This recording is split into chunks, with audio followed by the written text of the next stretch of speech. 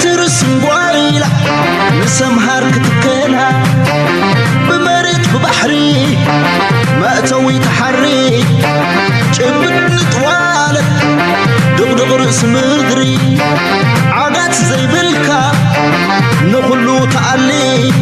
فانكلي لمخاي فانكلا بدهري فانكلي لمخاي فانكلا بدهري حبر محتاب معدو دنس مدافع كبحتو أجب لقولي مسفورتو معسكر كوينة نقوتو وقعي كيامبر تاشتو للاي زبي كيامبر تاشتو أكال كان يروت كأينيا صبوك زنسر تنكينيا محتاب نعونا بفردي ورالت نيرن صحابتي ورالت نيرن صحابتي أي مباتعيد ورتي أما كل قرقسو أين أبسالينا ما لوت منزل كرين حوعينا أبسي كرس بحري بحريات ورواري بطان تدعي من وين مستان كرفتي ترس وايلة نسمهار كتكلا بمريت بحري ما أسوي تحري جبت نطوالة دغدغ رأس مدري عقات زي بالكا نخلو تعلي تنقلي لمخاي تنقلا بدهري تنقلي لمخاي تنقلا بدهري ترس وايلة نسمهار كتكلا بمريت ببحري ما أتوي تحري جبت نطوالة دغدغ رأس مدري سلام تخطاتلتنا إذا channel كما يتخونوا تبوكت كونوا ناي وترو تمنيتنان بحقنا نيو كم تفلتوا وانو كنيات ناي فنكل تلزخوني نعوز ملكت أقدس تحبريتاتاتن تحستون كنقرب كنفتنينا حركاتي برناي ناس النت زبقونات أفي عبس الرحيت أب تاريخنا يرترا ترايدي كونس أب تاريخنا أفريقيا كلها أب تاريخنا عالم مس جزية كنقروا زقبا أب فتسامي زبعلو له عامة سلزخوني تنكني عوز ملكت حسوتات كلنا يو بعابيو جن أبزو بانا انتهي قبرالو انتهي فتسامالو نخلو آز تنكف أرسك نبكن فتنينا معناتو زلنا يا مدرخ قلتي فزك هير زلو كنتاتنا يزوبانا بعالم درجة ونتخونا بفلاي بعالم درجة زقاتم زلو نزح الجناعات وزلنا مدرخ زلا على تراقص أوات مخانم مجنزابن مردان يدلني معناتو لهم فيديو بحق كتقرر مكويا نعي أقري من نسل زلو نعاقاتكم كقرميو لايك مكبار سبورت مكبار دقف معك سام مودا تامسانا كتصونيهم دقفكم أيتو حدو سلت كله تقبروا لنا دماء بلبنا مسكنا بالكو مجمريا بزعبي إيفنت نجمر. First it was the FBI. Now it's the CIA that's facing a major shakeup. America's Spies Agency is being offered sweeping buyout. That means every CIA staffer can quit in exchange for about 8 months' pay. The move is meant to weed out those who don't support the MAGA. Listen, أزي من البات نقل سبات سمعكم الله هم يمايت فلت أي سمعكم أنا فلتني دونالد ترامب نايب حكي عب نجر عب سجمتي عب نا أمريكا بوليتيكا كم زجبرة من البات بس جزية كزر مخانو أتي معرباو ميديا أزو كنا تعتزي نتبدأ حمقارة جزء سلزي قلقل كم تزلة حبريتها هي بيلن نسي آيه كومبليت لأنهم صراحة نياتات ناتو كاب صراحة كم وصو زبل وسانة أم حلالي فلو دونالد ترامب نسي آيه زبلكم زلقو معناته this is كم يرتراوخين كخطري خلها كاب زي عبي سجمتي يلن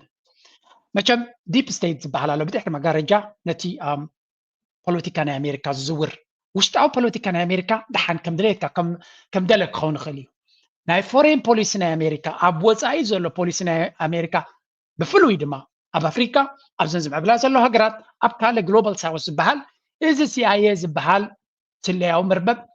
مجلس يقولون تي ناتو سرح نسوز زجورو عنوتن بفلاي إذا هجرات بأمريكا بحماق عين زت متانا ريجيم تشينج زبحال لن هجرات عند أجندة نايزيو زي it's a major event نخلهم أبلات سلياناي CIA دونالد ترامب كاب سرحهم تطو نخبلو باي أوت بهالزي ما شو من توارح دموسكم كتوزديهم بعالهم نتسرح قلفوه يبلو مالو شو من توارح دموسكم كتوزديهم ده هريد ما كم شترهم مالتي نزح الرأي زي بلد ما دحر حلا أي ندلنا خنت أنا هنا يلوم جن بعلك سجوك جمريو شعو سجوك خلوجنا شو ما توحق لما لازم بحالي إلا مالك بقعد كتر إكس سجوك تخليها بقال أزر أربعة أيتدليون يقوم زي بايعوت سيستم زبال أيتدليون يقوم كي سجوكناكم كلنا نفسهم بعلهم أوتوا عدل يبناكم علينا يزبلهم زلوا الزخا هاوس كلينينج زبال أبز حلفة بسفي عندها كن زاربتن هنا قنينا ستيلي قتل زلوا نتي USAID زبال دي نايرد إيد محبر ويون تكال تباهيلو بدحر مجارجة نتي الرجيم تشينج زبال زلا على السرع زنبرة نعطاتهم ولا نتي FBI زباليو حجي انتي نبلا لنا بزي منال بعد دونالد ترامب ني نعلمنا نكحقس ويون سلام نعلمنا كرغاغص يلو زغبر زلو زمسلو بزو سب كله خلي كمو ازي زغبر زلو نعلمنا طقم يبلون يبلكم يلغون ازي CIA زبحال FBI زبحال USA زبحال بمولهم زوم تكالاتياتهم ولا تي DOJ زبلو ديبارتمنت اوف جاستيس زبلو بمولهم زيوم بحد اورجنايز كوينهم ندونالد ترامب اكونتاشن 19 امبيتش كيروم كاب بريزيدنت نتو كاليو وسيف فتينوم دحريو دما ابزن زحلفا عمتات كمرص كله دما دكتو اصجيبا من يروم سلازي نزوم سبع زياتهم قدامو صلاتناتو مخانم يفلتيو نزيوم كاله دما بامريكا ولاو نزين 4 عامت مستودا دحريو هيوتو صبوق كون كم زي كل فلتيو هيوتو صبوق تليكون اب هيوت دقون كاي كم زغل فلتيو سلازي ابزي حنت نجر كغبرا زلو تخونه نتينا امريكا سيستم كعريه انتيلو مجمريا تديب ستيز بال بتحر مغرجا زلو منقسي ابيت حبيز نبر دحرلكا حبت سلايو مرببات مهنياتو ابو بزح مستيرات زلو بزح استحاب نغرالو ننتي مستيراتتي كقعت نزز فتنه دما قبل ولا بريزنت تغني يقتلوني رميم سلازي ابزو وانز دونالد ترامب نخل كفال نايت منقسي بسنه يكون بحاوس يكون بخالب تقوصاصيرو سلادماته كل جينا عوشت كل التصامن نبملهم تمسليها نايس اللي حلفتي يسرقوا مالله بملهم كوتيوم كل تمسيراته وصنيم الجبز زلو صبو نغير سمو نوح زاربكم زلو يعلا قداسنا زلو كردو زل الناس لزغوني New goals of targeting drug cartels and undermining China. Meanwhile, over at the J. Edgar Hoover building, it's even more tense. The FBI today complied with a DOJ demand to give information on thousands of agents who worked January 6th cases. We're talking about ID numbers and job titles, not names. Several FBI agents even filed a lawsuit accusing the DOJ of conducting a loyalty purge. The acting director of the FBI, Brian Driscoll, has tried to stand in the way, defending the rank and file and becoming somewhat of a G-man folk hero along the way, with AI memes like this one. That's the newly confirmed Attorney General Pam Bondi, who begins her first. So زياتري وازلهم نايت DOJ تبحال لا نايت Department of Justice دونالد ترامب زغبريا بتسنه ابروفد كوينا صراحه تقبل على بخلا زر 4 ابتزل على ناي فرتات حلافي عند دغافي ناي دونالد ترامب رايدي كونسي اتبلشونا وي ونتي ديب ستيت زبحال كندمنتاين امريكا تقصاصيرو حمزلو ننوح تزارب زنبره سبيا سلاز دونالد ترامب اب كل كفال نتناتو اجندا كابو نلعلك سرحو له زغول سباتي غير زلو اب منستر طعنا من غير له RFK نزبنات نتي بلشونا نتناي امريكا صقم ناي طعنا دصاوتو زنبرو نعاتاتهم زقاله زنبره غير له ابسليا تولسي غبارت نتسليا مرببات هيوتا ملو كولل زبلوا انصارهم نخدق على زمان وح غزي زطفت نعا حلافيت غيروالو اب منستر ابتناي فتحي نزيا غير له كلهم تم ابتي كي بوستس غيروم زلو نتي ديب ستيز بحال زلو بمسرتو نكاليو كغوي زخوليم نتناي كل بلشونا كاليو نتناي منغست غحمتنا كال دما الى ماسك غيرلو نت USA يخونتهم كالو دما كلهم يبتاتنو مالو حجي قدم حجم سيالكم يا رزيا اي ريلي هوب نفسه كفير تراو بحنقولو كتسقور زيا مغنياتو يرترا لعلمان نمز بدلتانا بنتلا زيايا زياتري وازلهم بلو برينت مالت ريجيم تشينجز بحال بعالم قبل على يرترا ريجيم تشينج خبز بحال اسراتات عمتي غير زلو اتي مسرتاو مبغسنا ريجيم تشينج ابرسي رئسن كساد رئسن حنقول نايتي ريجيم تشينجز بحال كل تتكالات يوم بتيا مان وجن CIA بحال سنترال انتليجنس ايجنسيز بحال بتسعقام دما USAID نتجنزب زهبن نترسح صراح زقبرني اتحساب نايتسليا نايتي ريجيم تشينج دما بزوم كلت يوم ينفريسهم زلو هجي دونالد ترامب خلت يوم افريسوا مالو سلامتاي كلت يوم تحبابيرو ندونالد ترامب ندغفتو حدا قاس لزود قلم እቲ ኣብ ካል ዓለም ዝገብርዎ ዝነበሩ ሓሊፎም ኣብ ውሽጢ ኣሜሪካ ሓደጋ ስለ ዝገበሩ ንክልቲኦም ነቲ ሓደ ጠቕላላ ነቲ USA ዝበሃል ኮምፕሊትሊ ዲስትሮይ ክገብሮ ከሎ ነቲ CIA ድማ ብምሉኦም ሰራሕተኛታት ናቱ ብሓደሽቲ ክትቀሚ እቶም ሓደሽቲ ድማ ንኣጀንዳ ናይ ኣሜሪካ ንረብሓ ናይ ኣሜሪካ ጥራይ ክሰርሑ ዝኽእሉ እምበር ዕንደራ ናይቲ ግሎባሊስትስ ክኾኑ ዘይክእሉ እዮም ስለዚ ኣብዚ ጉዳይ እዚ ልዑል ኣስተዋጽኦ ክህልዎ ከም ዝኽእል ሕጂ ኣብቲ ዲቴይል ሓበሬታና ተናንርአ Our next story is about the CIA, the Central Intelligence Agency, America's most secretive spy agency. The CIA has been a paradox, hidden in plain sight, operating where it shouldn't. For decades, it has shaped global conflicts, it has toppled governments and brokered peace, all without so much as a press release. But now the CIA is making headlines. Why? Because Donald Trump is giving it a makeover. The agency has sent buyout offers to its entire workforce. All employees working in the CIA, they have two choices. Take the deal and leave the agency behind. They would walk away with 8 months of pay and benefits, or they can stay put and wait for layoffs. It's a tough choice. So እንታይና ንርኢ ዘለና ዶናልድ ትራምፕ ነቲ CIA ዝበሃል ንብምልኦም ሰራሕተኛታት ናቱ ከባቢ 20,000 ድዮም ገለ ዝኾኑ ሰራሕተኛታት ኣለዎም ንብምልኦም ካብ ስርሖም ንኽወፁ ሓቲትዎም ኣሎ ካብዚ ንላዕሊ ምፅራግ ወይ ከዓ ፅሬት ናይ ገዛ ክበሃል ተራእዩ ይፈልጥን እዩ ሓደ ትካል ንናትካ ዕላማ ዘይሰርሕ እንተሎ ወይ እውን ሓደጋ ደምፃልካ ምዃኑ ተፈሊጥካ ወይ ነቲ ትካል ተዓፅዎ ከም ናይ USAID ማለት እዩ እሱ ሰባት ምቕያር እውን የድልየናኒ ብምባል እዚ ትካል እዚ ክዕፆ ጥራይ ዘለዎ ብምባል ወሲኖም ኣለዉ ምናልባት ነቲ ንሱ ዝገብሮ ዝነበረ ገለገለ ተግባራት ንሕና በቲ ናይ ስቴት ዲፓርትመንት ጌርና ክንገብሮ ንኽእል ኢና እዚ ትካል እዚ ኣየድልኒ ብምባል ሻትዳውን ገይሮም ኣለዉ ኩሎም ሰራሕተኛታት ድማ ተሰይጎም ኣለዉ ምናልባት ውሑዳት ነቲ ትካል ንምስግጋር ሓበሬታ ንምዕቃብ ክጠቕሙ ዝኽእሉ ከነትርፍ ኢና ብፍላይ ካብ ኣሜሪካ ወፃኢ ዘሎ ብምሎም ተሰጊኩም ኣለኹም ተባሂሎም ኣለዉ እዚ ሓደ ክኾን ከሎ ነቲ ካልኣይ ማሕውር ናይቲ ኩሉ ሕማቕ ክፋእ ዝገብር ዝነበረ ኣብ ሃገራት ናይ ወፃኢ ኣብ ኣሜሪካ ድማ ክሰርሕ ጀሚሩ ዝነበረ ኣንጻር ፕሬዚደንት እውን ዝኸይድ ዝነበረ CIA ድማ ብምሎም ሰራሕተኛታት ናቱ ወይ በዓልኩም ነፍስኩም ኣውፂኹም ህደሙ ዕድል ሂብናኩም ኣለና ንኽትወፁ እንተደየለ ድማ በዓልና ምስጓ ክንጅምር ኢና ፅባሕ ንጎ ንሕና ክንሰጎኩም ከለና ግን ን8 ወርሒ ን6 ወርሒ ደሞዝ ዝበሃል የለን ኣብኣ ከለካ ቦርሳኻ ጠርኒፍካ መኻድያ ክትከውን እዮም ዝብሉ ዘለዉ ስለዚ ኣብ ኣሜሪካ ሱር በተኻዊ ለውጢ ክግበር ከም ዝኽእል ንርኢ ኣለና ምናልባት ናይ ኤርትራ ፖለቲካ ምስ ዶናልድ ትራምፕ ክንሰርሕ ኢና ክብሉ ከለዉ ኣውት ኦፍ ኖዌር ካብ ዜሮ ተበጊሶም ኣይኮኑን እዚ ሰብ እዚ ድራማቲክ ለውጢ ክገብር ክእል እዩ ሓደጋ ከውርደልካ ክእል እዩ ንሪኢና ኢና ፅንሒ ኢለ ከርየኩም ኣብ ጉዳይ ናይ ማእከላይ ምብራቕ ዝኽተሎ ዘሎ እንተዘየለ ግን ኣሜሪካ ጉዳያ ከምዚ ጌራ ክፀራርግ ምፍታን ዝበዝሐ ህዝቢ ዓለም ተሓጒሱ ኣሎ ብጀካቲ ብያቲ ናቶም ዘለምፅ ዝነበረ ንሱ ብሓዘን ብጓሂ መይቱ እዩ ጥዋዕ ኢሉ እዩ እዚ ኩሉ ናይ ረጂም ቼንጅ ገንዘብ ዝውሃብ ዝነበረ እስና ገና ሃፐን ኣብ ናይ ኤርትራ ዝኩሉ ሳተላይታትን ገለን ተሓፅዩ እንተኢሎምኩም ኣብ ዘቐረባ ተኸታተሉ ጥራይ ወይ እውን በጃኹም ገንዘብ ሓግዙና ክብሉ እዮም ምናልባት ካብ ኤሮጳን ገለን ዝረኽቡ እንተለዉ ክቕፅሉ ኮኑ እዮም እቲ ካብ ኣሜሪካ ዝበፅሓ ገዛት ካብ ድመፅእ ነይሩ ብዙሕ ዓንዳር ሚድያታት ዝነበረ ክዕፀ እዩ ጀሚርካ ካብ በዓል ፖለቲኮ ዝበሃል ኣብ ኣሜሪካ ካብኡ ገንዘብ ይረኽቡ ከም ዝነበሩ ተነጊሩላ ከርየኩም ክፍትነ Choice for anyone, even tougher for America's top spies. How many people will this affect? The exact number of people working in the CIA is classified. However, estimates suggest around 20,000 to 22,000 employees. Now, this offer is not a new one. US federal employees received a similar one last week. Trump wants to downsize the US government. The plan is to cut down federal spending. But intelligence agencies were initially spared. After all, their work does not fit the typical bureaucratic mold. But the new CIA director thinks different. His name is John Ratcliffe. Ratcliffe wants the CIA in on this plan.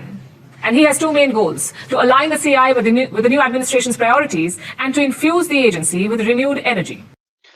ሕጂ እዚ ትሪእዎ ዘለኹም ኣብዚ ቀረባ ዋን ብዶናልድ ትራምፕ ስልጣን ተዋሂቡ በቲ ሰነድ ድማ ኣፕሩቭድ ኮይኑ ስርሑ ሒዙ ዘሎ እዩ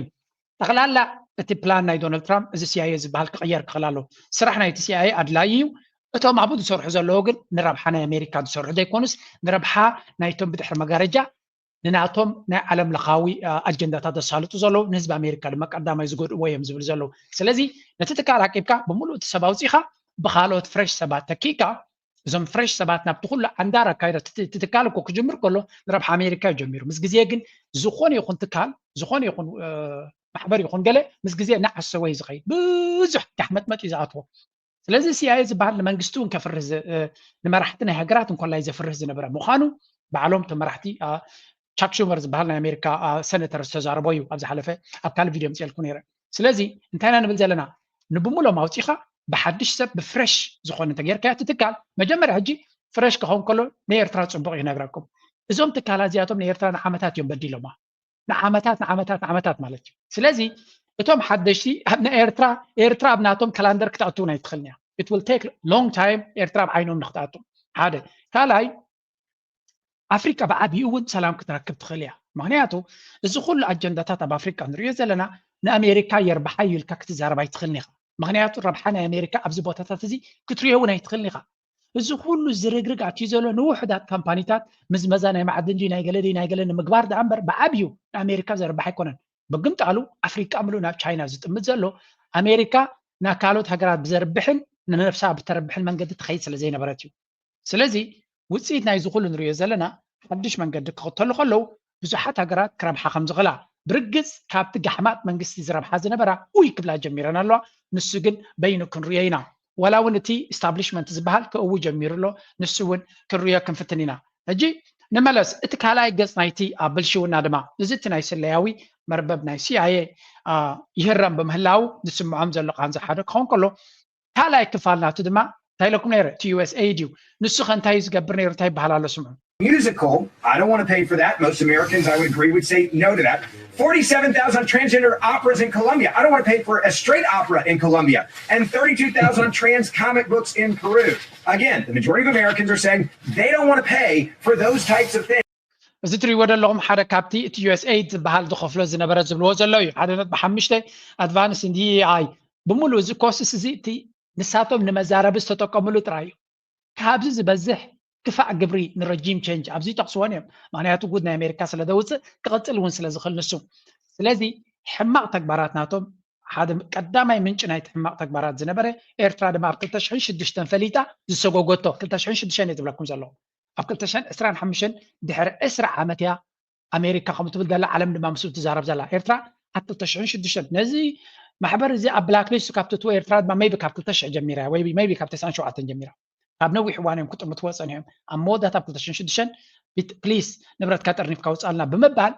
ገሊፆም ካብቲ ሃገር ሰቢጎም እዮም ሕጂ እንዳይና ንርኢ ዘለና እዚ ዝግበር ዘሎ ኣብቲ ናቱ ኣብ ሃውስ እውን ተዛሪቦም ነይሮም ራዮ ብዚ USAID awarded $2 million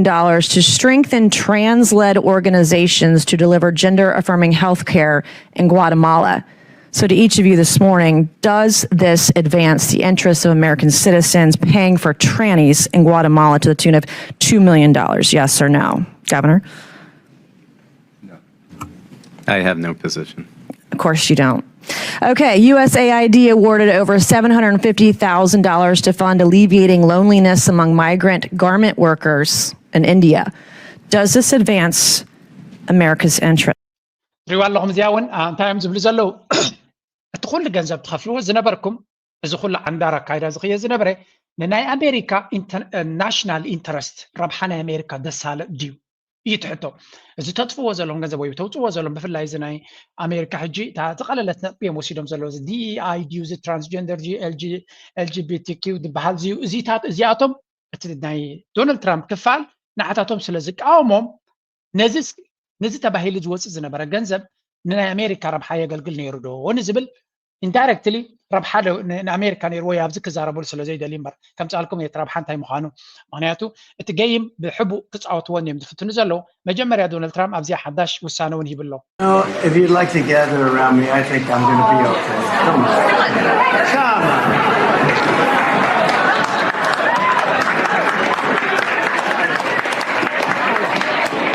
Secret Service is worried about them.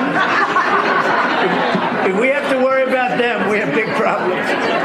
Okay, do you want to have a film? Do you want to do እንታይ ፍርም ኣሎ እዚ ናይ ብሓቂ ኣክተር ምዃኑ ናይ ሚድያ ናይ ሾው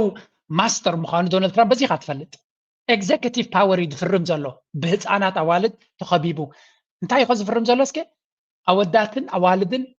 ኣብ ሓደ ስፖርት ንኣብነቶም ኣወዳት ፆታ ቀይርና ኢና ኢሎም ናብ ኣዋልድ ዝተቐየሩ ምስ ደቂ ኣንስትዮ እናተወዳደሩ ኣብቲ ስፖርት ዕድል ከልዮመን ነይሮም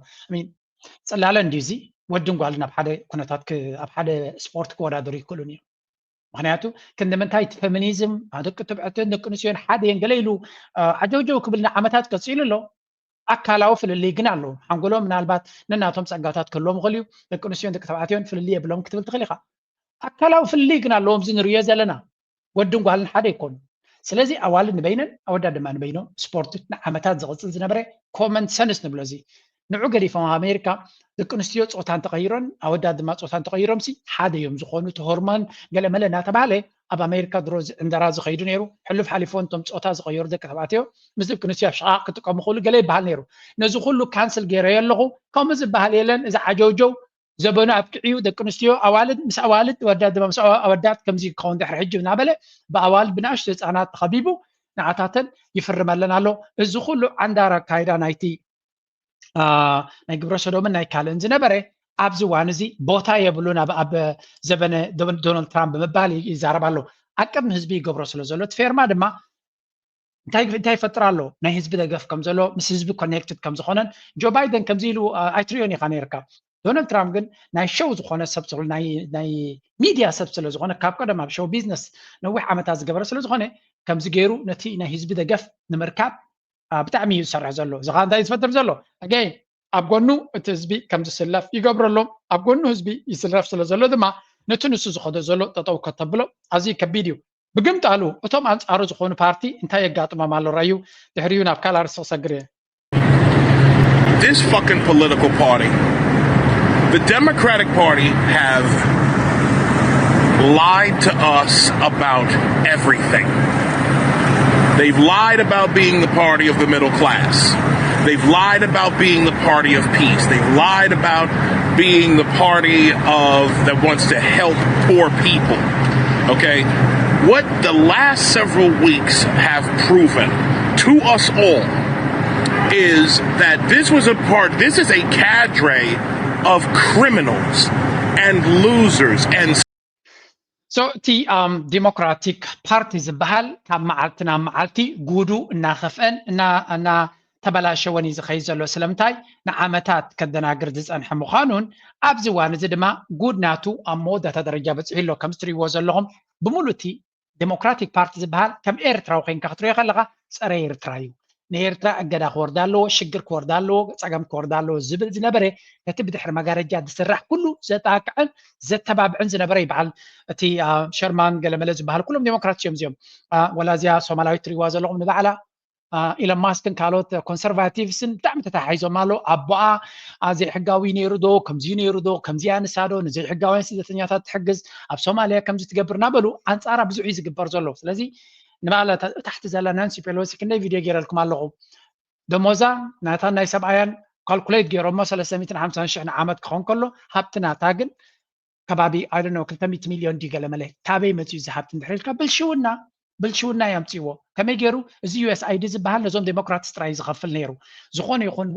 ምስ ተገበረ ነዞም ዴሞክራትስ ከባቢ 70-80% ናይቲ ገንዘቡ ነዞም ዴሞክራቲክ ደገፍቲ ዝኾኑ ንዓታቶም እዩ ዝኸፍል ነይሩ USAID ዝበሃል ብንፃሩ ነቶም ሪፓብሊካን ኣብ ኩሉ ተፃብኦ ዝገብረሎም ዝነበረ ንሱ ምዃኑ እዩ ዝንገር ዘሎ ስለዚ እዚ ኩሉ ግሕምጥና ናይ ኣሜሪካ ጉዶም ክወፅእ ምስ ጀመረ ንሱ ጠጠው ንኸይብል ዝቃወም ዘሎ መን እዩ ዲሞክራቲክ ፓርቲ ብኻልእ ዘራርባ እቲ ብልሽውና ዘሎ እቲ ግዕዚና ዘሎ ንመን የርብሕ ከም ዝነበረ ንህዝቢ በርሂሉ እቲ ኣብ ጎኖም ኮይኑ ቀደም ዝሕግዞ ዝነበረ ነዚ ፓርቲ መመሊሱ ይገጥፈሎ ናይ ብሓቂ ኣብ ኣሜሪካ ናይ ፖለቲካዊ ትራንስፎርሜሽን ወይ ከዓ ኣብ ለውጢ ናይ ፖለቲካ ኢና ንርኢ ዘለና እቲ ዋላ እቲ ሚድያ ኣብ ጎኒ ናይ እዚኦም ኮይኑ ዝሰርሕ ዝነበረ ሚድያ እውን ንባዕሉ ሓደጋ ወዲቕዎ ኣሎ ሓደ ደጋፊ ከምቲ ዝግባእ የብሉን እሱ ጥራይ ግን ኣይኮነን ደገፍሲ ዝኾነ ምኾነ ክትብል ትኽእል ኢኻ ካብኡ ወፃኢ እቲ ሚድያ ካበይ ገንዘብ ይረክብ ነይሩ ካ ስምዑ እዚ USAID has gotten a lot of attention the last couple of days with some of these bizarre things that taxpayers have been funding. Now it looks like there are a couple media outlets that have been dragged into this conversation as far as USAID funding as well. Does the President have any comment on that?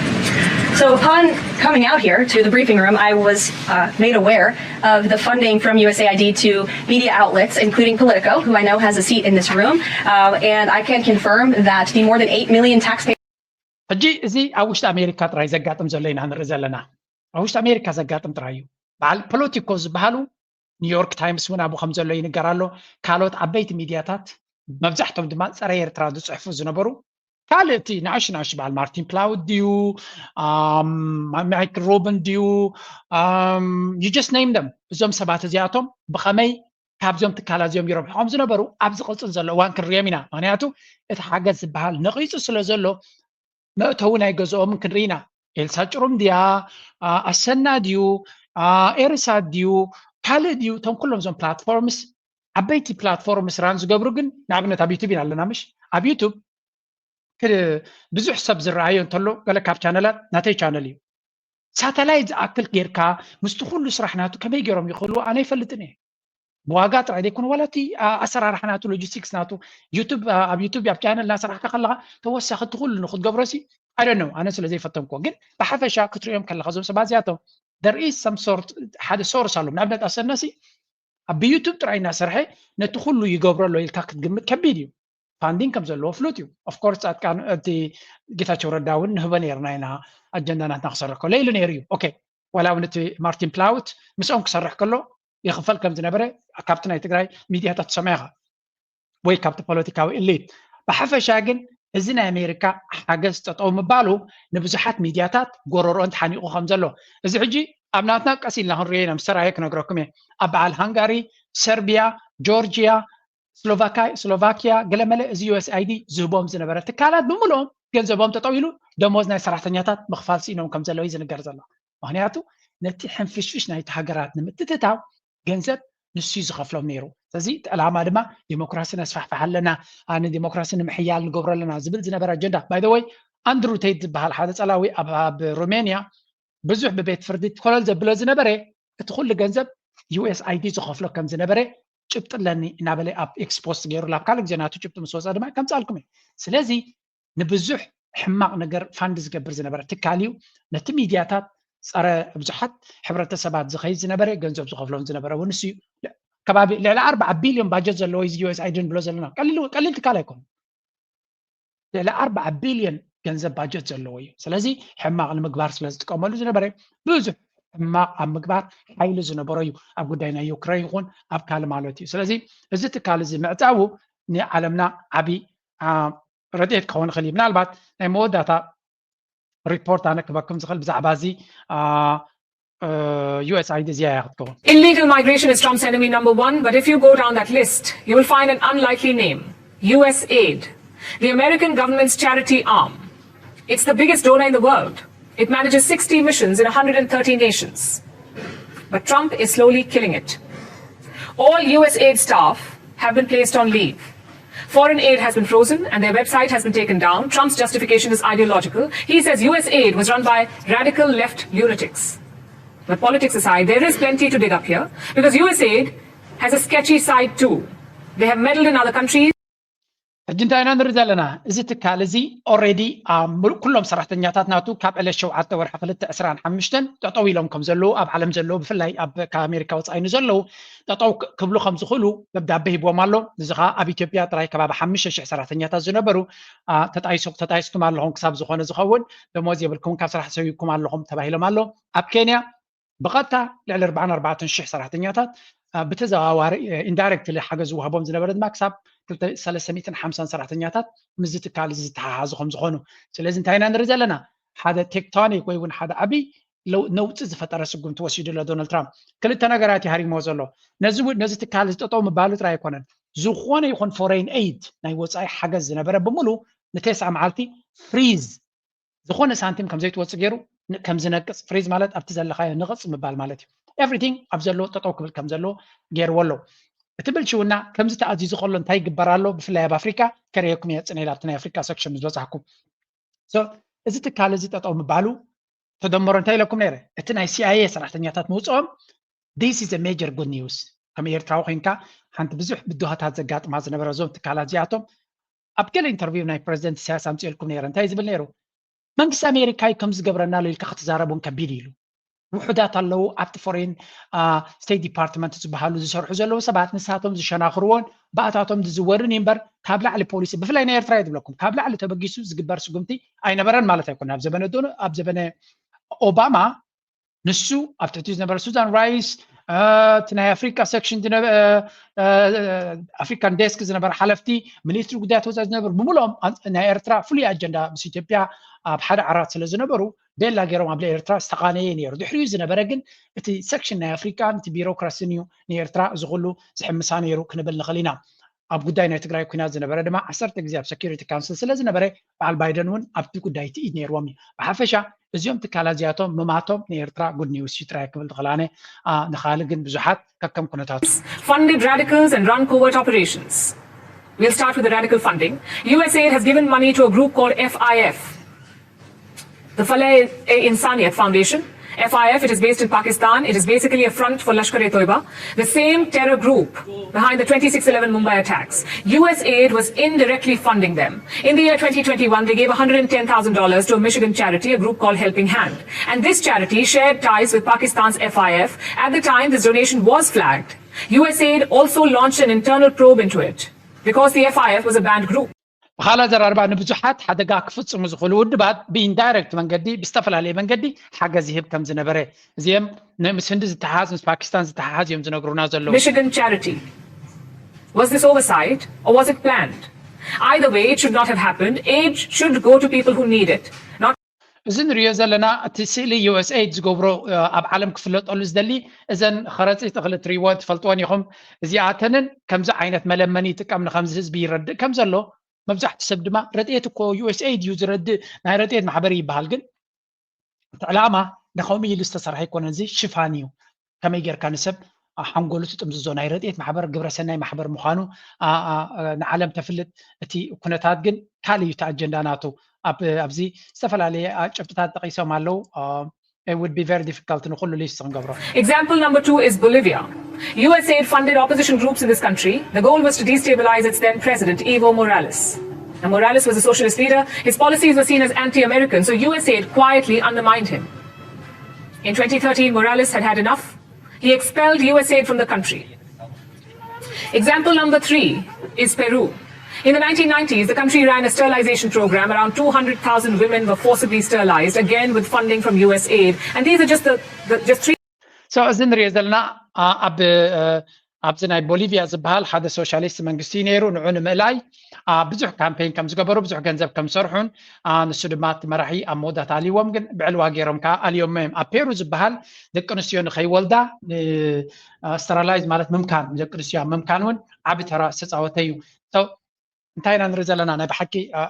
أبرسح تكبارات ناينا ويح عمتها تمكرو زلو كيف أنا أتدمع أب أفريقيا أب لاتين أمريكا أب آسيا أب زند خطات غراز قبر زنبري كلنا ودي قوام أم معبول على مسيو أب أوروبا قبر زنبري اللي على كل دم أب أمريكا نبريزنتنا أمريكا دونالد ترامب نتاب كبابي زنبري بمولو كشنكر بزح جزية سلازات في سنسر شباب تميدياناتهم سلازات هاتون فيسبوك ديون يوتيوب ديو إكس ديون خال نخلاتهم كعصو سلاز فتني لعلى عقم كم تأثر أبتي كأننا حرقة بوتا سلازي بس اتودب بو غيرو ميتلو سلازي اتم ما تدما نعلمنا هذا تسفاكب زغل مدرخ كفتر كم زغلنا عن رزلنا بحفشة كل زنريو زلنا ني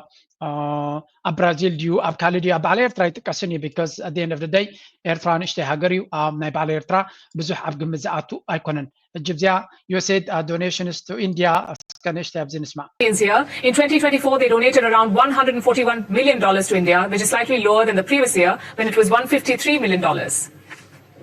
And what's the So إذا كان زبزي أب على الهند كمان هندي بزح destabilize كبروات فتنو خمسين. status of these campaigns now? Well, all of them have been frozen. In the short term, there will be some pain, but experts also see an opportunity here, especially in South Asia. Countries in this region have traditionally depended on two sources, Chinese loans and US aid. One has been stopped, the other is untenable. So maybe India could step up to the plate, offer assistance where بحبشة إذن ريوزلنا ولا ودنة على الهند زبالة بفلا الناس ديمقراطية زبالة حبرة سب أوشتو نعتو زبز وازنا بريم هجي نابتي كالاي كفال نايتي أب عالم زقبر زلو كنتات كاكن سجرينا. Or Hezbollah, or the Gaza Strip and the proximity, whether it's the Golan Heights or Hezbollah, or the Gaza Strip, the threat that Israeli citizens have been under. And it always struck me the sense of purpose that permeates the state of Israel, living under an existential threat. And I've always had a great deal of respect for the response that country has had. And now destroying Hamas's capabilities in Gaza, Hezbollah's capabilities in the north, damaging the Houthi. بزتري ودلهم حدش منستر مكل خالنا أمريكا خوينو تمريج زليو مسمن كيز الرخاب زلو مس ناي برايم مينستر ناي إسرائيل الرخاب زلو سلازي exactly نتناي دونالد ترامب زبلو كون لعلي actually ناي إسرائيل ناي يهودي ناي إسرائيل بانديرا دي ولا أرما أفلبو زتوقع تسب مغاني زنقر سلازي بإسرائيل حلف قبل زخل سبيو إذا منستر مكل خال مخانو by the way تناي إسرائيل لوبي جروب عبد فيت يقبر كم زنبرة زن خمرات زنقر سلازي إسرائيل መንግስቲ ናይ ኣሜሪካ ሙሉ ብሙሉ ኣብ ጎና ከም ዘሎ ኢና ንርኢ ዘለና እዚ ነገራት እዚ ድማ ቀሊል ከም ዘይኮነ ክንሰምዕ ምንታን ኢለ infrastructure in Yemen and things that are of great importance to America. Those are all very important to us. But in September of 2024, killing the man responsible for the 1983 bombing, focused on reviving the warrior ethos, on rebuilding America's military, and reestablishing deterrence, which is something you, Prime Minister, have done in your neighborhood.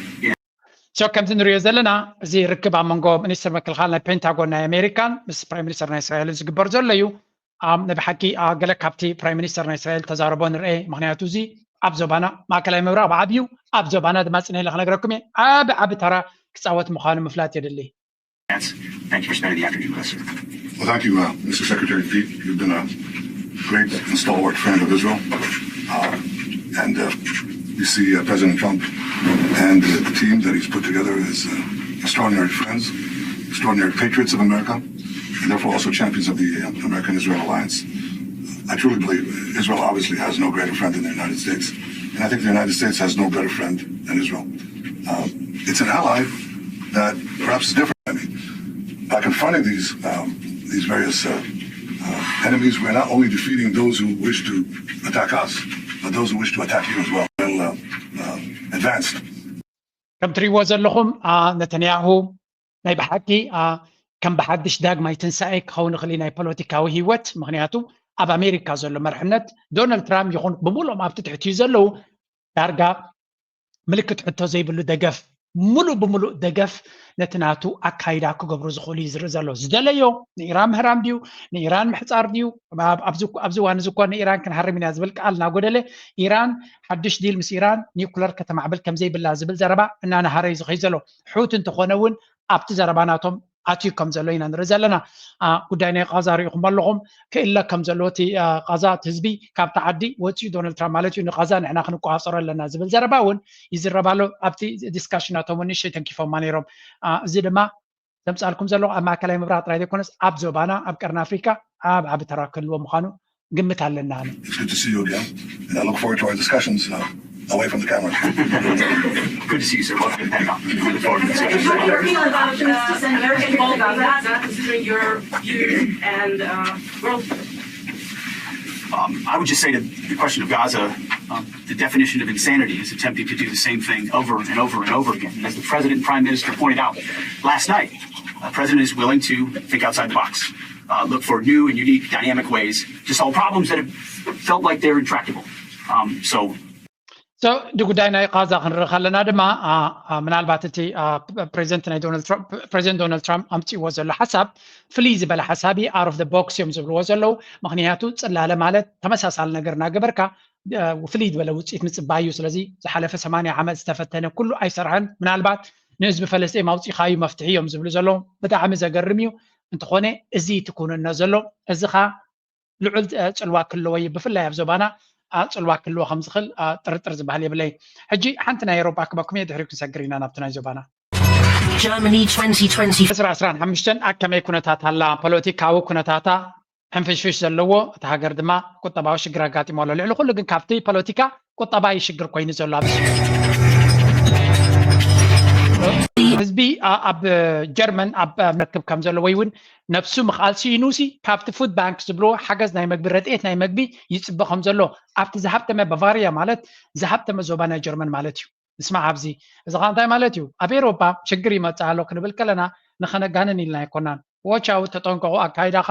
ምስትኽኻልን ክልተሰለስተ ስጉምቲ ሓሊፍካ ምሕሳብን ልዑል ኣገዳስነት ክህልዎ እዩ ነፍሰ ክብረት ዝስምዖም ዝነበረ ወይ እውን ምኩሓዝ ዝነበሩ ሰባት ኣብዚ ከምዚ ዓይነት ቦታታት ከይዶም መግቢ ክልምኑ ይግደዱ ከም ዘለውን እቲ መናሃብሮ ድማ እናኸበደ ይመፅእ ከም ዘለውን እዚ ነቶም ደቀባት ጀርመናውያን ክኸውን ከሎ ጀርመን ማለት ዝሃብተመን ዝሓየለን ቁጠባ ናይ ኤውሮጳ እዩ ኣብ ካልእ ኤውሮጳ እንታይ ክኸውን ከም ዝኽእል ንምግማቱ ከቢድ ኣይመስለንን ነፍሲ ወከፍ ሰብ ድማ ዘድልዮ ኣተሓሳስባን ኣስተኻኺሉ ንክኸይድ ምክንያቱ መድረክ እናተቐየረ ይኸይድ ኣሎ በዓሉታ ጥራይ ግን ኣይኮነን ዝቕየር ዘሎ ሓድሽ መድረክ እውን ኣሎ ኣስተውዒሉ ንዝጥቀመሉ ድማ ፅቡቅ ክኸውን እዩ service companies, the big banks, the big brokerage companies, they're all going to go headfirst into Bitcoin. That's what's going to happen, and it's coming. It's a slow, steady process, but eventually there's going to be a CFTC chair who says, you know what, Bitcoin is a financial asset, and we're going to treat it as such. And when that happens, you're going to see Bitcoin move in a very, very strong, positive direction. So that's why I'm a fan of Bitcoin. It's going to go much higher. It always bounces around like any other financial asset, but ultimately over the next 5 years, as it gets invited into this party,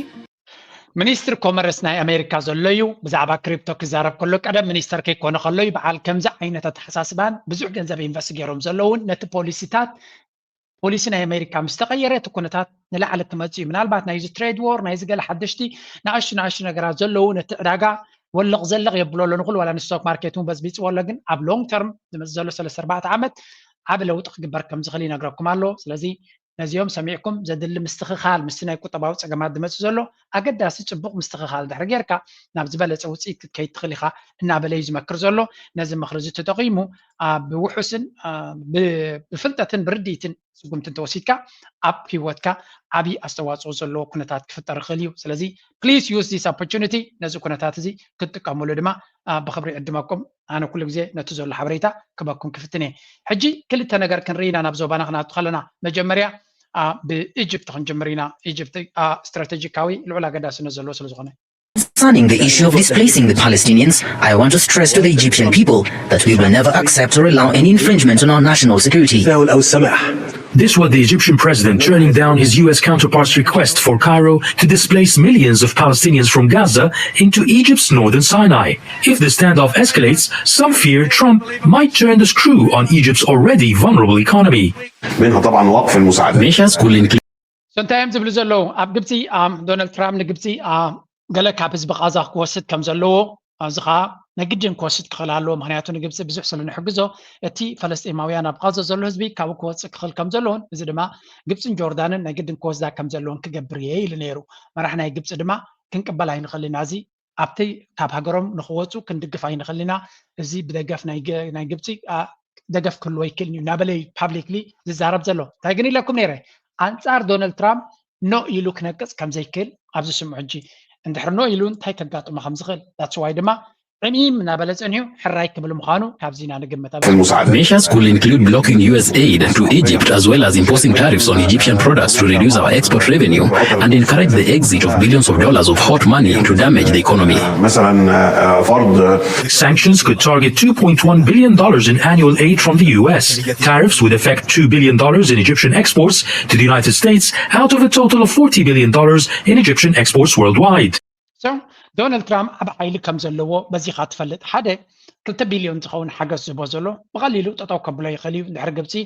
ዕሚም ኢሉ ኣልሲሲ ኣይገብርን እንድሕር ኢሉ ንዑ ጠጠው ከብሎ እዩ ተወሳኺ 2 ቢልዮን ዝኸውን ንግዲ ኤክስፖርት ዝገብርዎ ንኣሜሪካ ድማ ታሪፍ ክገብረሎም ይኽእል ኣብ ልዕሊ ድማ ብዙሕ ተፅዕኖታት ክገብረሉ ይኽእል ብቐሊሉ ቁጠባ ናይ ግብፂ ኣብ ሰንኮፍ ዘሎ እዩ ምስቲ ዘሎ ምንሃር ዋጋታትን ካልእን ኣብ ልዕሊ ድማ ዝያድ ወስኽዋ ድሕሪኡ ግብፂ ኣብዚ ኩነታት እዚ እንታይ መርገፂ ክህልዎ ከም ዝኽእል ንምፍላጥ A major worry is that Egypt heavily relies on institutions like the IMF and World Bank for financing its economic reforms. The US is the largest shareholder in the IMF and can influence the IMF to reduce assistance. They also can influence the credit rating agencies to lower Egypt's rating, which will push might turn ብሓፈሻ ዶናልድ ትራምፕ ንግብፂ ሕራይ ንኸብል ኩሉ ዓይነት ፅልዋ ሓይሊ ከም ዘለዎ እዮም ዝነግሩ ዘለዉ ካብ IMFን ወርልድ ባንክን ብዙሕ ሓገዝ ትረክብ እያ ካብ ኣሜሪካ ሓገዝ ትረክብ እያ ናይ ቁጠባ ሓገዝ ትረክብ እያ ናይ ሴኩሪቲ ሓገዝ ትገብር እያ ስለዚ ንኣሜሪካ ንዶናልድ ትራምፕ ኖ ኢሉ ተሪሩ ንክዛረብ ዓቕሚ ከም ዘይብሉን ጎላ እውን እቲ ህዝቢ ክርድኦ ከም ዝኽእል ንግብፂ እምቢ በል ኢሉ ክግድዶ ከም ዘይክእል ምክንያቱ ንነፍሲ ወከፍ ግብፃዊ ፀገም ክፈጥረሉ ስለ ዝኽእል ብግምጣሉ ሕራይ እንድሕር ኢሉ ድማ ካብ ዶናልድ ትራምፕ ክረኽቦ ዝኽእል ሓገዝ ድማ ዲፕሎማስያዊ ድዩ ነቲ ስትራቴጂካዊ ረብሓታት ናይ ግብፂ ንምሕጋዝ ክጠቕሞ ከም ዝኽእል ስለዚ መጀመርያ ኣይገብርኒ እየ ገለገለ ክብል ክፀኒ ድሓር ሕራይ ምስ በለ ሓገዝ ንኽረክብ ነቲ ታክቲክ ክጥቀመሉ ከም ዝኽእል መገንዛብ የድሊ ልዕሊ ኩሉ ግብፂ ነዚ ስጉምቲ እዚ ክወስዱ ከለዉ ሓደ ነገር ግን ኣሎ ንማንም ሰብ ክርድኦ ዝኽእል ወይ እውን ማንም ሰብ ክሓስቦ ዝኽእል ንስኻ እንታይ እዩ ንሳቶም ከ እንታይ ክሓቱ ይኽእሉ ኢትዮጵያ ነዚ ጉዳይ እዚ ብቐረባ ክትከታተሎ ከም ትኽእል ምግማት ከምዚ ሮኬት ሳይንስ ኣይኮነ ምክንያቱ ግብፂ ምስ ኢትዮጵያ ትዛዕበየ ተፃብኦ ስለ ዘለዎም ካብ ኣሜሪካ ፀቅናይ ኣሜሪካ ተጠቒሞም ኣንፃር ኢትዮጵያ ስራሕ ንክሰርሑ ክብገሱ እዮም ስለዚ ኣብዪ ኣሕመድ ዶናልድ ትራምፕ ከም ዘይፈትዎ ይፈልጥ እዩ ሓንቲ ገይም ግን ክፃወት ክፍትን ከም ዝኽእል ቅድሚ ሕጂ እውን ኣተንቢያ ነይረ እታ ገይም ናቱ ድማ በዚኣ ምናልባት በዚ መንገዲ እዚ ገይሩ ካውንተር ክገብሮ ዝኽእል ነዚ ናይ ግብፂ ምስ ዶናልድ ትራምፕ ዘለዎ ቅርበት ኢትዮጵያ በውሃና ኢነርጂ ዘርፍ በግብርና በቴክኖሎጂና በታዳሽ ኃይል ልማት ላይ በጋራ እንደሚሰሩ አስታውቀዋል። ሚኒስትሩ ከፋና ሚዲያ ኮርፖሬት ጋር ባደረጉት ቆይታ ኢትዮጵያና እስራኤል 1000 ዓመታትን የተሻገረ ግንኙነት ያላቸው ሀገራት በመሆናቸው አሁንም አብሮ ለመስራት ትልቅ እድል የሚፈጥር እንደሆነ አንስተዋል። The relations between Ethiopia and Israel goes 1000 years ago. ኢትዮጵያና እስራኤል ከ1000 ዓመታት በላይ የተሻገረ ግንኙነት ፍሉይ ልኡኽ ናይ እስራኤል ኣብ ኢትዮጵያ ኣትዩ ከም ዝነበረ እዩ ዝንገር ዘሎ እሱ ድማ ዝተፈላለየ ስምምዓት ከም ዝገበሩ እዩ ዝንገር ዘሎ ናይ ልዕሊ 1000 ዓመት ታሪክ ወይ እውን ዝምድና ዘለዎም ምዃኖም ኣብይ ኣሕመድ ድማ እታ ካርዲ ተገድሶ ንዑ ኣብዚ እዋን እዚ ብፍላይ እቲ ናይ ጂኦፖለቲካ ምንቅስቃሳት ኣብ ግምት ብምእታው ናይ ዶናልድ ትራምፕ ኣብ ግምት ብምእታው እታ ብዝለዓለ ክሰርሓላ ዝኽእል ክልተ ካርድታት እየን ዘለዎ ክልተ ኣገደስቲ ካርድታት ኣለዎ ነዘን ክልቲአን ድማ እሱን ዓሻ ይኮነን ብዝበለፀ መንገዲ ክምዝምዘን ክፍትን እዩ ንሳተን ድማ ሓንቲ እዛ እስራኤል ክትከውን ከላ ካለይቲ ካብኣ ንላዕሊ ኣብ ተቆርበ ድማ ኢማራትን እስራኤልን ክልተ ኣገደስቲ ሃገራት እየን ክኾና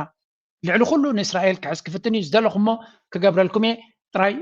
ካቨር ግበሩለይ ዶናልድ ትራምፕ ኣንፃረይ ከይከይድ ወይ ብግብፂ ገይሩ ከይሃርመኒ ክብል ንኸምኡ ክጥቀመሉ ይኽእል እቲ ሓደ ንስኻትኩም ድማ ዝደለኹሞ ክገብረልኩም ክእል ክብሎም ክእል እዩ ንኢማራት ድማ ድሮ ናቶም ሎቢ ናቶም ሓይሊ ተጠቂሞም ኣንፃር ኢትዮጵያ ክግበር ንዝኽእል ክከላኸልሉ ክፍትን እዩ ስለዚ ኣብይ ኣሕመድ ተንክልተ ካርታት ናቱ እዚአን ይመስላ ነዚህን በከመይ ከተቀመለን ይስከንስማ ያላቸውና አሁንም በጥሩ ወዳጅነት የቀጠሉ ሀገራት ናቸው። የሁለቱ ሀገራት መሪዎችም ጥሩ ግንኙነት አላቸው። ለዚህም ነው ከአፍሪካ የመጀመሪያ የሆነውን ጉብኝቴን አዲስ አበባ ያደረኩት ጉብኝት የእስራኤል ባለሀብቶች ወደ ኢትዮጵያ እንዲመጡ እድል የሚፈጥር ነው። እስራኤል በኃይል በቴክኖሎጂ በግብርናና ሌሎችም ዘርፎች ከኢትዮጵያ ጋር አብራ ትሰራለች። ከአዲስ አበባ ኢየሩሳሌም 4 ሰዓት ያልሞላ በረራ ነው ያለው። ይህ ደግሞ ሁለቱን ሀገራት በንግድ ለማስተሳሰር ትልቅ እንታይ ዝብል ዘሎ ፍሉይ ልኡኽ ናይዚ ጉዳይ እዚ ንመጀመርያ ጉዕዞ ናተይ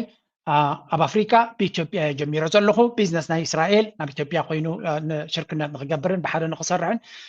ኩሉ እቲ ኣብ መንጎ እስራኤልን ኢትዮጵያን ዘሎ ኩነታት ድማ ከነሕይሎ ክንፍትን ኢና እዩ ዝብል ዘሎ ቢካዝ ኦፍኮርስ እቲ ቁጠባ ናቶም ኣብ ዝሓለፈ ብዙ ኩናት ናይ ቀዛ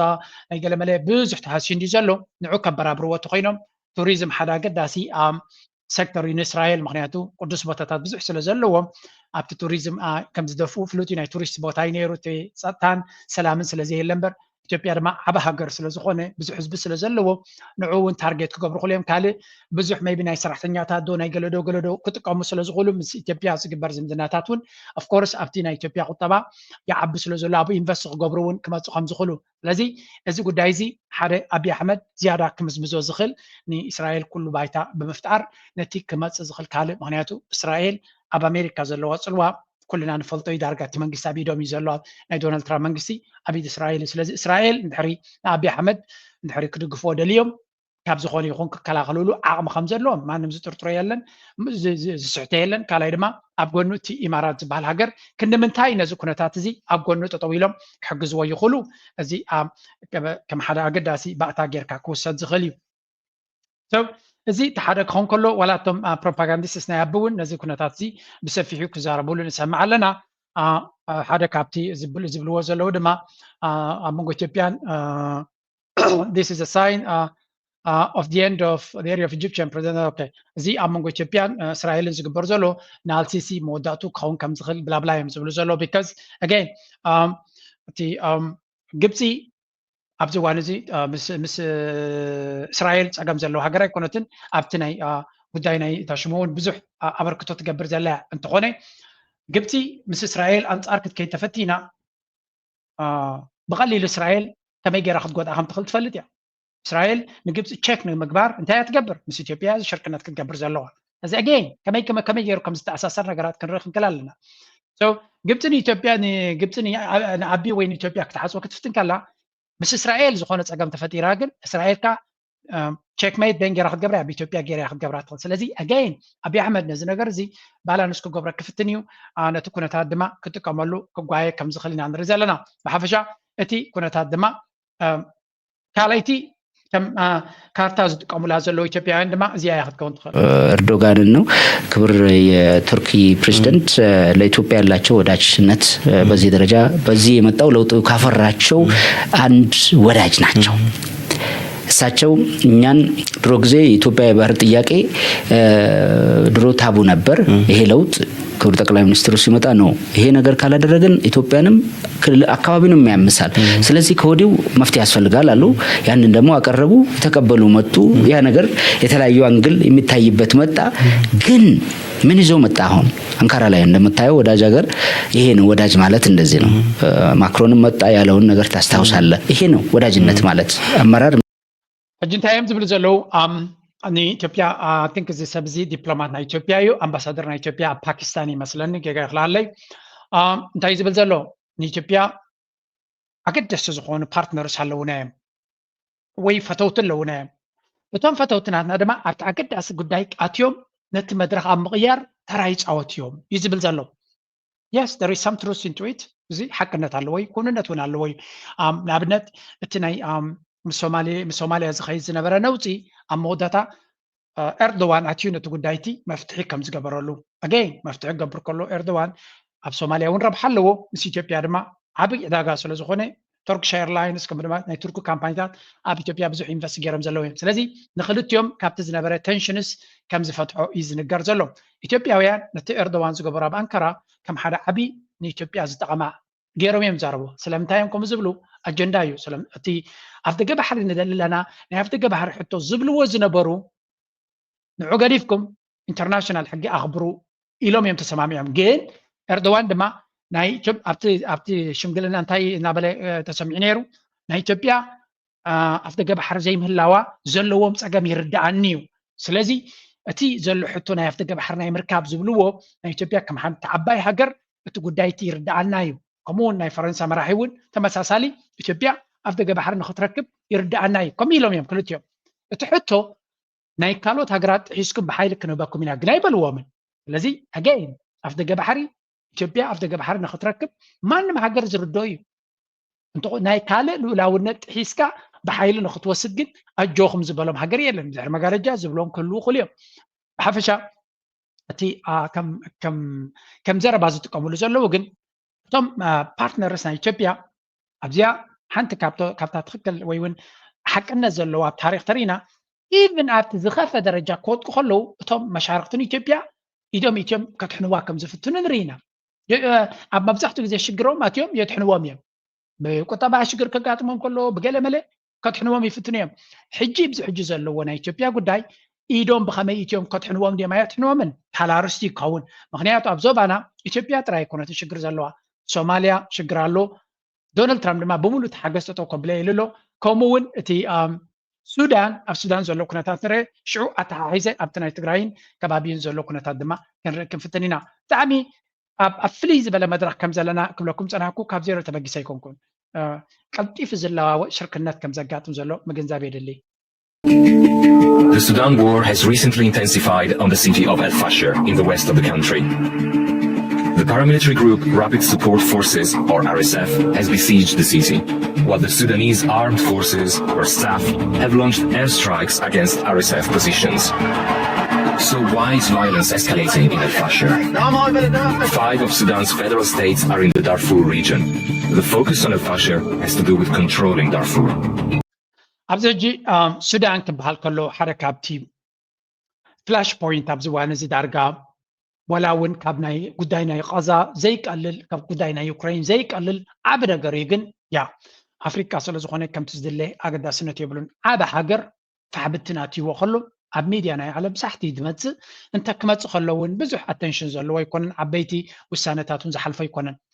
ዳርፎር ክበሃል ከሎ ጥራይ ዕቤት ናቱ ረይዎ ዳርጋ 5 ስቴትስ ናይ ሱዳን ኣብዚ ዳርፎር ዝበሃል እዩ ዘሎ እቲ ዳርፎር ዝበሃል ድማ ብዙሕ ፀጋታት ብፍላይ ወርቅን ካልእን ብብዝሒ ዘለዎ ቦታ ንስ እዩ እዚ ዳርፎር ዝበሃል ድማ ወላ እውን ዑመር አልበሽር ኣብ ስልጣን ከሎ ናይ ነዊሕ እዋን ድራማ ዝተሰርሓሉን ንኩናትን ዕግርግር እናተባህለ ክንደይ ዝተሰርሓሉ እዩ ቅድሚ ሕጂ ደቡብ ሱዳን እቲ ናይ መዋጊ ቦታ ነይሩ እዛ ሕጂ ደቡብ ሱዳን ሃገር ኮይና ዘላ ስለምንታይ ነዳዲ ናይ ሱዳን ኣብኡ ስለ ዝርከብ ዝነበረ ኣብቲ ፀጋታት ዘለዎ እዩ እዚኣ ነገር እዚኣ ኣስተውዒልና ክሳብ ዘይተምሃርናላ ብፍፁም ክርዳእና ኣይክእልን እዩ መብዛሕትኡ እቲ ድራማታት ዝግበር ንምንታይ ዕላማ ከም ዝግበር ክርዳእና ክኽእል ኣለዎ ነዚኣ ካባይ ንላዕሊ ዝያዳ ዝገልፃ ንሰብ ክበኩም እየ ክገልፀልኩም እዩ ብሓፈሻ ግን እንታይ ኢና ንርኢ ዘለና ኣብዚ ኩነታት እዚ ኣብዚ መድረክ እዚ እቲ ፀጋታት ናይቲ ሃገር ንምውሳድ ነታ ሃገር ከመይ ጌርካ ትብትና ልክዕ ከምዚ ዓይነት ምብታን ኣብ DRC ንሪኦ ኣለና ኣብ ዲሞክራሲያዊት ሪፓብሊክ ኮንጎ ነፍሱ ዝኻለ ኣብ ኣዛረባ ርእሲ ስለ ዝኾነ ብዙሕ ግዜ መወሰደለይ ግን እቲ ዘሎ ፀገማት ኣዝዩ ብዙሕ ስለ ዝኾነ ኣብ ዞባና ከተኩር ስለ ዝደሊ እምበር DRC ተመሳሳሊ ብዝሰፍሐ መልክዕ ዝግበር ዘሎ እዩ ኣብ ሱዳን ድማ እዚ ንሪኦ ዘለና እቲ ፀጋታት ኣብዚ ዘሎ እቲ ናይ RSF ሓይሊ እናተደፍአ ይኸይድ ኣሎ እቲ ናይ ሱዳን ድማ SAF ትብሎ ሱዳን ኣርምድ ፎርስስ ድማ እናደፍአ ይኸይድ ከም ዘሎ ኢና ንርኢ ዘለና ምናልባት ምትእትታው ናይ ኣሜሪካ ድዩ ወይ ናይ ካልእ ሓይልታት ተሎ እቲ ባላንስ ናይቲ ኩናት ክቕየር ክንሪኦ ኢና ቅድሚ ሕጂ እውን እቲ RSF ዝያዳ ሓይሉ ንብብዙሕ ቦታታት ናይ ሱዳን ተቆፃፂሩ ከም ዝነበረ ዝዝከር እዩ ናይ መወዳእታ ዕላማ ናይቲ ዕጡቕ ጉጅለ RSF ዝበሃል እቲ ዳሕመሸሪዕ ዝብልዎ ዘለዉ ዕላማናቱ ነዚ ንሪኦ ዘለና ወሲዱ ሃገር ክገብር ይደሊ ከም ዝኾነ እዩ ዝንገር ርእሲ ከተማ ናቱ ድማ እዚኣ ኤልፋሸር ትበሃል ከተማ እያ ኣብዚኣ ብዙሕ ግዜ እዮም ዝዋግኡ ዘለዉ ኦኬ እስከ ንእሽተይ ንከታተሎ እዚ ንዞባና ልዑል ኣገዳስነት ዘለዎ ኩነታት ኢና ንርኢ ዘለና It is the last stronghold of the SAF in the wider Darfur region. So capturing it from SAF would be a huge symbolic victory for the RSF. Controlling Darfur will mean access to precious resources. Darfur in general is extremely rich in resources, gold, silver and iron and so on, and also it has livestock. It's rich in livestock, it's rich in grains, agriculture, and also Hemeti, who is the head of the RSF, the militia, he controls one of the largest gold mines in Darfur, and that gold mine is one of the reasons why he's able to finance the war, because Al-Fashir specifically is the gateway to Libya and to Chad, where the RSF gets his So ከም ንሪኦ ዘለና እዚ ቦታ እዚ ናይ RSF ናይ ዳዕመሸሪጥ ሓላፊ ሕሜቲ ማለት እዩ ነቲ ናይ ወርቂ ዕዳናታት ዝወነነ ንሱ እዩ እዚ ወርቂ እዚ ኣብ ዝተፈላለዩ ሃገራት ተሸይጡ ብዙሕ ገንዘብ ስለ ዘምፅኣሉ ዘሎ ነቲ ኩናት ነቶም ሰራዊት ንክኸፍሎም ነቶም ዕጡቕ ጉጅለ ነቶም ምልሻናቱ ንክኸፍሎም ካብዩ ዝረክብ ዘሎ ብዙሕ ካልእ ማዕድናት ከም ዘለዎን ብዙሕ ረብሓ ከም ዘለዎን ብዙሕ ሽርክነት ከም ዘለዎን እዩ ዝንገር ኩሉ እዚ ኣብ ግምት ብምእታው እቲ ኩናት ናብዚ ቦታ እዚ ከተኩር ከም ዝኽእልን እቲ ሰራዊት ሱዳን ድማ ኣብዚ ኣልፋሸር ዝበሃል ጥራይ ቦታ እዩ ዘሎ እምበር እቲ ካልእ ቦታታት እውን ከሲርዎ ከም ዘሎ እዩ ዝንገር ነዚኣ ቦታ እዚኣ እዚ RSF እንተተቆፃፂርዋ ድማ ንዑ ኣኪብ ጥራይ ሓንቲ ሃገር ክእውጅ ከም ዝኽእል እውን ግምት ዘረባ ኣሎ ስለዚ እቲ ናይ ፀጋታት ኩናት ዝለዓለ ረስኒ ሒዙ ኣሎ ኣብዚኣ ሓንቲ ቪድዮ ክበኩም እየ እዛ ቪድዮ እዚኣ ድማ ነዚ ኩነታት እዚ ፅቡቅ ጌራ ክትገልፆ ስለትኽእል ነፍሲ ወከፍ ሰብ ህድእ ኢሉ ክሰምዓ ተስፋ ገብር ኤልያስ ኣማረ ሓደ ዓቢ ኣናሊስት ናይ ኤርትራዊ ነዚ ኩነታት እዚ ዝያዳ ርድእ ዘለዎን ታሪኻዊ ግንዛበ ዘለዎን ንኩሉ ድማ ኣተሓሒዙ ክዛረብ ዝኽእል ብቁዕ ኣኪኢላ ናይዚ ጉዳይ እዩ ስምዕዎ እስከ ኣብዚኣ ክጠቅስ ክእል እየ ብዙሓት ሃገራት ቅድም ሕጂ እተን ሓሙሽተ መሰረታውያን መትከላት ናይዚ ናይ ፕሮፓጋንዳ ናይ ኩናት ፕሮፓጋንዳ ዝበሃል ሚሸል ኮ እዚ ሕጂ ብፃይ ምስ መሓመድ ሓሰን ብቐረባ ዝሰርሕ እዩ መሓመድ ሓሰን ዘይፈልጦ ኤርትራዊ የለን ፕሮፌሰር መሓመድ ሓሰን ዝቐረባ እዋን ኣብ ኤርትራ ከይዱ ኣብቲ ኣህጉራዊ ዋዕላ ናይ ኤርትራዊ መፅናዕቲ ኢንተርናሽናል ኮንፈረንስ ኦፍ ኤሪትሪያን ስታዲስ ተሳቲፉ ነይሩ ሕጂ ተመሊሱ ኣሎ ብዝኾነ እተን ሓሙሽተ መትከላት እንታይ እየን ዝብላ ኣብ ዝኾነ ናይ ነዚአን ሓሙሽተ ነጥብታት ጥራይ ክረዳእኩም ዝኽእል እንተቀልጢፍኩም ኩሉ ግዜ ኣብዛ ኣትኹም እቲ ድምፂ ከከምናትኩም ድሌት ኣሕፅርዎን ኣቐልጥፍዎን ስለዚ ኩሉ ግዜ ፕሌይባክ ስፒድ ክትጥቀሙ ትኽእሉ ኢኹም ኤልያስ ቀስ ኢሉ ስለ ዝዛረብ እያ ነቑርብ ኣቐልጢፍዮ ዘለኹ ሓፂር ግዜ ድማ ስለ ዘለኒ እንተደሊኹም ግን ኣብ ናይ ኤልያስ ኣማረ ቻነል ከድኩም ብሙላእታ ቪድዮ ክሰምዑ ትኽእሉ ኢኹም ነዋሕ ኣነ ኩሉ ግዜ ነዊሕ ስለ ዝኾነ ትሕዝቶታት ምስታ ቶፒክ ናተይ ትኸይድ እያ ዝወስድ እምበር እቲ ካልእ ኣይጠቅምኒ ማለት ኣይኮነን ከድኩም ኣብኡ ስምዕዎ ኣብዚኣ ግን ምዚኣ ነዛረባ ዘለኹ እዚአን ሓሙሽተ ነጥብታት ወላቲ ሰለስተ ካባትን ከስማዓኩም እየ ኣብ ኤርትራ ኣብታ ኣካይዳ ናይ ኤርትራ ልዑል ኣገዳስነት ስለ ዘለዎ ናይ ፕሮፓጋንዳ ኩናት ከተካይድ ከለካ ቀዳማይ ሃይድ ሂስትሪ ንለካ ታሪክ ሕባ እንጂ እቲ ፕሮፓጋንዳ ካይድ ከሎ ንድሕሪት ተመሊሱ ኮንቴክስት ኣይትሕዝን እዩ ታሪክ ክዓብት እዩ ዝፍትን ኤርትራ እዚ ንምንታይ ሕጂ ዝኩሉ ተፃብኦ ዝብላ ዘሎ ዝመፃ ዘሎ ብኸመይ ድሕረ ባይታ ኤርትራ እንታይ እታ ኤርትራ ካብ መጀመርያ ስለምንታይ ኤርትራ 30 ዓመት ኩናት ናይ ናፅነት ዘካየደት ጅን ኣብ ኣርባዕታት ትምለስ ኣለካ ኣብ ኣርባዕታት ኣሜሪካ ከምዚ ስለ ዝወሰነት ንጂኦስትራቴጂያዊ ረብሓይ እዛ ሃገር እዚኣ ናፅነት ክወሃባ የለን ኣብ ትሕቲ ኢትዮጵያ ክትኣትውላ ኢላ ስለ ዝበየነት እያ ኤርትራ ዝኩሉ ኣድራዕ ወሪድዋ ነዚ ታሪክ ግን ኣየምፅዎን እዮም ንኣብነት ሕጂ እዚ ማይክል ሩቢን ዝበሃል ቀዳማይ ኣብዚ ሪዥም ቸንጅ ዶ ገለ ኢሉ ኣብ ዝቐረባ ዓመታት 5 ዓመታት ሃለውለው ዝብል ዘሎ no you'll never mention this background ናይ ታሪካዊ ማፃፃ ኩሉ ግዜ ምስተዓቀ እዩ ስለምንታይ ባክግራውንድ እንድሕር ገሊፅካዮ እቲ محاكا عندي إذا هاجر زياسي حكا توصي عندي أنا إذا حجز وردا زلوا زمتن تقارن سلمان ون ما بقاسس على حجز متصع زلوا يكونن ديكتاتور سلازخونه جلا يكونن إلو تي أمباباي ويتسمعك أمره خنك كريتيكالي حتى سلازخل بروباغانديستات ناي كوينات بروباغندا زكايدو كم بعل مارتين بلاوت كم بعل روبن كم بعل فان رايسن كم بعل ترونفول كم بعل أليكس دوال نوع ديفيسون تدردر أسمعتهم نوع سلازخونه سنقولهم كزرزرهم ما نخلينا جن كم يوم كاين سنة زيادة مسرتها نتبي قصر حدا هايد هيستوري هذه نحنا أبتنا مقطعنا ميديا نقبر كلنا كل جزء تاريخ أو دحرة بايتها تاريخ قال خلنا نسألنا نتسبع على من سياتنا إذن سلازخونه تاريخ أو مسألة إذن سئلوا زي تبقى سيكون لنا تي كونتكست كانت حزلنا هذه زي أحد نتبيها دخلت نتبي obscure economic interest لك نتيجة لقطباوي ربحتات شفافنا أيتريو نبنا سي ريجيم تشينج قال لهم لخلو ويورار قال لها كايلو خلو ورار سلا ديمقراطين سبعو مسألات نخبرنا نقبر زلنا of course زي كلام فارغ نقولعو متقبري ليكا وشيشوتوي اتقند علامة قطباوي ربحتات اللو تهاجر انتهي اللو معدنات اللو هادو قال صقاتات اللو جو استراتيجي 54 دالاس زبولو بقداسي محنقو بتادي ازلا economic interest اللو كل جزء ما بقاسي قطباوي ربحتاتي اب كونغو خينات كايد على حجنا اجي نايتو خينات تستفلت انت دليها هلكيت اب كونغو كايزلو بزحلف 30 عامات سي جينوسايد يتخيلوا على الحزب كونغو 30 من 10 مليون زخون مويتلو واي سلامتا انتلكا economic interest نتايو او إلك حتى لك نزي economic interest تفلت من يخبز زربح فلتيها تي بروباغندا بخمي يسرح لها كبر هالكاي زي توم بروباغانديستات ناي معرب كل جزء نتي economic interest زلو ناي معرب مسعبطوا مش شفنوا you have to make this clear أتي سالساي ميلانا أبتناي كوينات بروباغندا تقاملو invert the victim and the aggressor لك بتقرنيا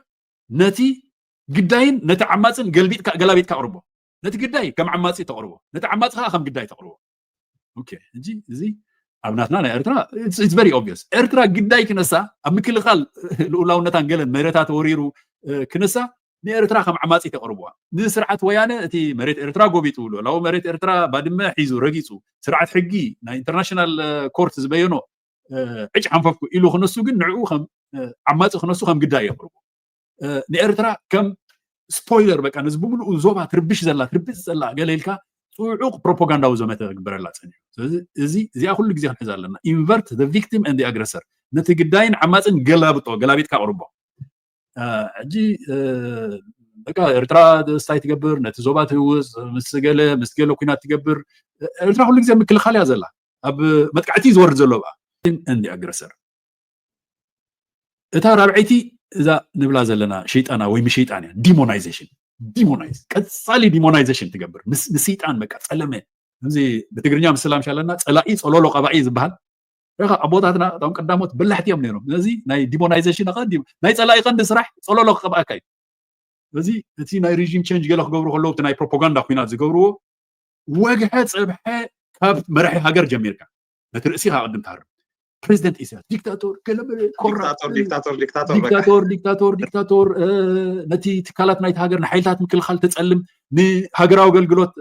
ولا بتن معقولات هاجرات تبع الامريكا او لندن قال ابينايو فرق ليت بسلام سي قال نستيت بينها تكيد بإجراءات تدخل بحفشة انتينا نرزلنا زي دربازي كل سب كستعللون قبل بوكا قمت أصلوني مخنياتو تي صلاحي خازو تقملو مسارحي صلاحي خازو تقملو تاكتيك تديفليتا كل جزء ابتناتو مسعودة تنقل على اكتب لي خاطر تنبر لازم نسلايخا مجمريا تاكتيك ناتو استراتيجي ناتو ميلا ناتو بلح ناتو مسارح ناتو كتفلت كتكل لك سوايا كوينات سليا زليكا نسلايخا عقمي انت عقم لو بيني يمصالو انت كندي بس حسابالو انت انا تصوار حيزلو ابناي كوينات ناي بروباغندا كوينات دما سلايخا انت بالحي تقم بخميزه تقع زلو تزب انت زي نقحو قداي ناي مخان كلتالو ازو كل زحلفنا يا مدرخ دما متن كمزيلكا كسكواس لزي تجبرن نتهزبيك أتسألك تنقح لزي كالكان بزح من سي تودينا وديقنا نيرو حججن سالات تسألينا زخط لزلو أنا عقل صبت قعزو كل سب كل بمكيلو نغطي الهجي نابتي قود بونازك هذا كونتات نزور فلا لا بحما هونتاتنا لنا بايزو اني مينيت بنا حد سو جيجا ناو جيتنا تول عدل يصفحل اني مينيت سوزي ናብ ቀልቀል ማለት ናብ ጸድፊ ናኸና እንደና አትሊስት ደው ንብለሉ አጋጣሚ ንጎርና ዘለና 11 ለካቲት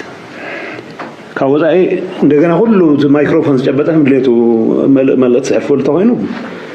ካብ ጸድፊ ዝመልሰና ነገር ይሆን ኢንፋክት ብዘጻድፍ መንገድ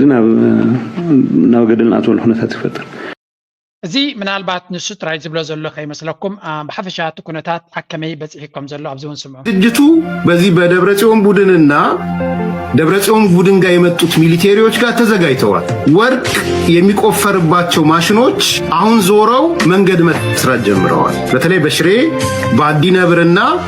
አዲከልቲ የሚባል አካባቢ መንገዱ የሚሰራው ወደ ሻዕቢያ ምሽግ ለመግባት ነው እየተሰራ ያለው። ጅንታይ ዝብሉ ዘለዎ በዓል እዚ ኤቭሪቲንግ ኣብ ትግራይ ዝግበር ዘሎ ቀደሙ ይኹን ሕጂ ምስ ኤርትራ እዮም ከተሓዝዎ ዝፍትኑ ስለምንታይ ኣገይን ኤልያስ ክብለኩም ፀንሐ ኩሉ ግዜ ንኤርትራ ሕማቕ ናይ መጋባሪት ንኤርትራ ሰይጣናዊት ሃገር ተንኮል ትፍሕር ዘላ ሽግር ናይ ኢትዮጵያ ትፈጥር ዘላ ኩሉ ነገር ናብ ኤርትራ ክትፀጉዕ ክትክል ኣለካ እዚ ድማ ሰብ ክነቅሓሉ ዘለዎ ኤርትራ ዝገበረትን ዝኾነ ይኹን ጭብጢ ቅንጣብ ጭብጢ የብሎምን እዚኦም ከም ዝኽብሉ ከለዉ ግን ኣገዳሲ ይኮነን ኤርትራ ከም ድሌትካ ትፀርፍ ስለዚ ኤርትራ ኩሉ ግዜ ነዚ ነገራት እዚ ገለገለ ሰብ ኣሎ ሱቅ ኤርትራ ብሱቅ እያ ትምለስ ኖ ሱቅ ስለ ዝበልና ኮይ እዚ ኩሉ ኣብ ኣርቲክልስ ኣብ ልዕሊ ኣርቲክልስ እናተፃሕፈ ዝወፅእ ዘሎ ኤርትራ ኣብ ከምዚ ብዙሕ ኣክቲቭሊ ኢንጌጅ ክትገብር ይደላነ ሰራዊታ ኣብ ዶባ ከም ዘሎ ሓበሬታ ክትብ ክትከል ኣለዎ ቀፃሊ ኤርትራ ሰራዊታ ኣበይ ከም ዘሎ ኣበይ ጠጠው ኢሉ ከም ዘሎ ሓበሬታ ምሃብ ኣነ ከም ጆርጆ ክሪኦ ከለኹ ነቲ ማዕበል ናይ ሚድያ ሱቅ ብምባል ወታደራዊ ስልቲ ሱቅ ብምባል ክትዕወተሉ ትኽእል ኢኻ ናይ ሚድያ ኩናት ግን ሱቅ ብምባል ኣይትዕወተሉን ኢኻ ምክንያቱ እዚ ዘረባ እዚ ደጋጊሞም ናብ እገዳ ገጹ ክኸይድ ስለ ዝኽእል ስምዑ እጂ ኢኻ ከሻዕቢያ ጋር ኮኔክት ለመሆን ሽሬ ላይ ከሽሬ ሳይድም በሌላም ሳይድ ማለት ሶ አንዱ የጦርነት ዝግጅት እነዚህ ወርቅ የሚቆፈርባቸውን ማሽኖች ወደ መንገድ መስሪያ ወስደዋቸዋል። ይሄ መረጃ ነው ያለው። አንድ ሁለተኛ አሁን በትግራይ ተቃዋሚዎች በግልጽ የሚነገር ሰምተ ከሆነ የደብረጽዮን ቡድን ከሻዕቢያ ጋር እየሰራ ነው ተነጋግረዋል የሚለው የአደባባይ ሚስጥር ሆኗል። በነገራችን የአደባባይ እጅንታይ ዝብል ዘሎ ወርቅ ናይ ትግራይ ወጪሲ በኤርትራ ገይሩ ንኸይድ ጽርግያታት የዳልው ከም ዘለው እዚ ድማ ከም ዝተወደየ ዓድታት ገለ ክልተ ሰለስተ ትጠቅስ ኣለዋ ድየን የለዋን ዓድታት ጠቂስካ ብኡ ይኸይድ ከም ዘሎ ምስጢር ናይ ኣደባባይ ኣገይን ትሪእዎ ኣለኹ ምስጢር ናይ ኣደባባይ ጭብጢ ዝበሃል ስለዘየለ እዚ ኣብ ናይ ህወሓት ሓይሊ ብደብረጽዮን ዝብራሕ ዘሎ ጉጅለ ምስ ሻዕቢያ ምስ ኤርትራ ይሰርሕ ከም ዘሎ ናይ ኣደባባይ ምስጢር እዩ ኣበይ ለካ ጭብጢ ምስ መን ተራኺቦም ምስ ኤርትራ ጀነራል ድዮም ተራኺቦም ምስ ፕሬዚደንት ድዮም ተራኺቦም ምስ ፖለቲካዊ መራሕቲ ድዮም ተራኺቦም ኣበይ ተራኺቦም there is no evidence single evidence የለን yes ተዘረባ ትደጋገም ኣላ ከምዚ ገይሮም yes ዘረባ ከም ትብል ኢኻ ግን there is no a single shred of evidence ሓንቲ ቅንጣብ ጭብጢ ምስ ሻዕቢያ تزرارب خلو دي بريدي هلو بقال مالي يلا انتهي جنزي كم تاز بلاز انا الى سماري تدقاقمو تحسب انا جي ايرتران مسوحاتي الرخبيه لون 100 بلوكم يلون هاي فلطوني انا زي تجبت زربان كم زير كم دققام قدم حجي ايرترا مسال شباب ترخبه لا تحجز الله طب هي لا ايرترا قارخ ورده خلو جبت سلاز نبره يكونن اي نبره اجين نتزربان دققام ግን አጀንዳዩ ነቲ ኢንተርናሽናል ሚዲያ ድማ ይጠቅሞ ከምዛ ዓይነት ዘረባ ንዑ ፓብሊሽ ይገብር ነቲ ፓብሊሽ ነቲ ዝወፃ አርቲክልስ አኪብካ ድማ ንገዳ ከም ሓደ ሓቂ ኤቪደንስ እዮም ዝጥቀሙሉ እዚ ምናልባት መንሰይ ኤርትራ ክነቅሓሉ ዘሎ ኖት ገብሩ ስርዓት ወይ ምናምን ሁሉ የሚያነሳው አይደለም። ሌሎቹ አጠቃላይ ትግራይ ውስጥ የሚንቀሳቀሱ የተቋሚ ፓርቲዎች ናቸው ይሄን እያነሱ ያሉት። ኦኬ ስለዚህ ወርቅ የሚቆፍሩትን መንገድ ጠርገው መንገዱ ደግሞ ከሻዕቢያ ምሽግ ጋር የሚያስተሳስር ማለት ነው።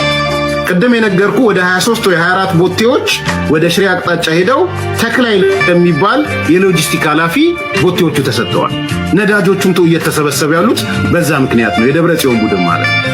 ሶስተኛ እያንዳንዱ ነዋሪ 14 ኪሎ ግራም እህል እንዲያዋጣ 500 ብር እንዲያዋጣ ገጠሩ አካባቢ ለጦርነት ዝግጅት ይደረግ የሚል ነው እየተነዛ ያለው። እጂ ካሊ ለሎጂስቲክ ዝኸውን ነዳዲ ይእክቡ ከም ዘለውን ንኩናት ኮይኑ ነዳዲ ስለ ዘልዮም እኽልውን ካብ ህዝቢ የዋፅኡ ከም ዘለውን ኣታዚ ሃገርካ ደይኮነን ክንደይ ዓፍርዮም ወደይ ገጾም ትርሓቕ እዚኦም ኣነ ሶሪ ሓሪቐ ኣብ ቻነለይ ከም ዝብል ከም ክብል ኣይደልን ሰብ ግን ኣብ ሃገርካ ዳ ይኮነን ዘይትኩ ኣብ ፀረ ሃገርካ ተኸይኑ እኽሊ ዝርከብ ተሎ እቲ ፈደራል መንግስቲ ኣብ ዓዱ እንዲ ዘሎ why do these people ንሻዕብያ ጥራይ እቲ ጉድ ናቶምን ድኽመት ናቶምን ውድቀት ናቶምን ናባና ከላግብዎ ዝፍትኑ ኣብ ትግራይ ከም ይካየድ ተሎ ከየትካ ጠጠው ዘይተብሎ ኤርትራ ዳ እትይወሎ ይቲ ቦታ ናትኩም ኣብ ሽረ ይካየድ ተሎ ጠጠው ኣብሎ who is stopping you መን ይከልኪልካ ከየትካ ነቲ ሽግር ትብሎ ዘለካ ኣብዚ ዝዓፍሩሉ ዘለዉ ነቲ ሚድያ ነቲ ኢትዮጵያ ሰጊርካ ሰራዊት ሰዲዱ ዲገለ ነቲ ጉዳይ ጠጠው ከብሎ ዘይከል the problem is ሰራዊት ናይ ኢትዮጵያ ሓይሊ የብሉን ነዚ ነገራት ዝጠጠው ከብል መጋዓር ጥራዮም ዝኽእሉ ስለዚ ታዮም ዝብሉ ሕኑቕ ዓፍራ ጥራይ ደውፅእ ዝበሃል ካብዚ ኸትሪኡ ክሳብ ዝዓፍሩ ይዛረቡ ከም ዝፈልጡን ሓይሊ ዘለዎን ሓይሊ እንተለካ ዳማ ኣብ ውሽጢ ትግራይ እኳ ዝካየድ ዘሎ ጠጠው ዘይትብሎ ኸይድካ ትግራይ ኣካል ናይ ኢትዮጵያ ኣይኮነን again እቲ ዘረባ መልሲ ናቱ ኣብኡ ተቐሚጡ ዘሎ በቲ ሓደ ወገን ድማ ዝበሃል ዘሎ ከዓ ንስማዕ ይመስለኒ ዝኾነ ኮይኑ ኣብቲ ደብዳቤ ንህዝቢ ትግራይ ኣብ ኢትዮጵያ ዝተፃወቱ ግደ ዝምልከት ዝግባእ ኣገላልፃታት ኣለዎ ንሱ ትኽክል ኢልና ኢና ንኣምን በቲ ደረጃ ንሱ ህዝቢ ትግራይ ክግለፅ ኣለዎ ኢልና ንኣምን እዚኣ ነታ ናይ ሰላም ፃውዒት ኣብዪ ኣሕመድ ዝገበረሎም እቲ ህዝቢ ትግራይ ታሪክን ጅግንነትን ፍቕርን ናይ ኢትዮጵያ ኣለዎ ብላብላ እናበለ ነዊሕ ደብዳቤ ፅሓፈሎም መልሲ እያ ትበደላ እዛ ሰበይቲ ነዛ ሓላፊት መንጆሪኖ ወይ ከዓ ፈትለ ወርቂ ገብረ እግዚኣብሔር ትበሃል ፖለቲከኛ ኣብዚ እዋን እዚ ሕልፍ ዝበለ ትብዓት ዘለዋ መራሒት እያ ካብቲ ናይ ደብረፅዮን ቀፃሊ ተሪር መርገፁ ዘለዎ ዘረባ ትዛረብ ዘላ ሳያ this is going እዚ ብምስትውዓል ክንከታተሎ ኢና ናበይ ገፁ ክኸይድ ይኽእል ምክንያቱ ትግራይ በፂሓቶ ዘላ ደረጃ ቀሊል ደረጃ ከም ዘይኮነ ካብ ዘረባኦም ክሰምዑ ትግራይ ህዝቢ ኢትዮጵያ ንባዕሉ ይኹን ህዝቢ ኢትዮጵያ ኣብ ነፃነት ኣብ ልምዓት ዴሞክራሲ ንካል ዝኸፈሎ ዋጋ ክባር እዩ ስለዚ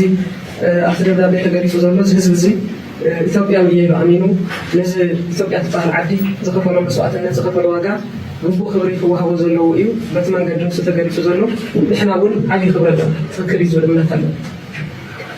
እዚ ኮይኑ ግን እዚ ህዝቢ እዚ ኩናት ኣየድልዮን ስለዚ ተመኻኸሩ ኩናት ኣየድልን ዝብል ዓይነት መልእኽቲ እዩ ተመሓላሊፉ ዘሎ ንልሂቃን ትግራይ ንህዝቢ ትግራይ ብዝብል እዩ ተገሊፁ ዘሎ ትክክል እዩ ማንም ህዝቢ ኩናት ኣየድልዮን ህዝቢ ትግራይ እውን ኩናት ኣየድልዮን እንተኾነ ግን ኣብ ዝሓለፈ 100 ዓመታት ህዝቢ ትግራይ ዘካየዶ ኩናት ዝብል ኣይተጠቐምካን በቲ ዝተካየድካዮ ኩናት ዝብል ዋላ ቃል ብቃል እንተዘይኮነ ግን ልክዕ ህዝቢ ትግራይስ ንማእኸላይ መንግስቲ ብተደጋጋሚ ብናይ ባዕሉ ተወግሶ እናኸደ ኩናት የካይድ ከም ዝነበረ ስለዚ በቲ ዘካየድካዮ ኩናት ኣይተጠቐምካን ዓይነት መልእኽቲ ዘለዎ ኣሎ እዚ ሓደ ህዝቢ ትግራይ ቅድም ኢለ እውን ገሊፀዮ ነይረ እየ ኣብ ዝሓለፈ 100 ዓመት ይኹን ልዕሊኡ ንዝወረርዎ ክከላኸል መሰሉ ንዝገሃስዎ ንዝብድልዎ ንዝዕፍንዎ ዳእዩ ዝከላኸል ህዝቢ ትግራይ እምበይ ግዛእ እንዳእዩ ዝብል እምበር ከይዱ ዝገዝአሉ ከይዱ ዝወረረሉ ባዕሉ ኩናት ዝጀመረሉ ግዜ የለን ስለዚ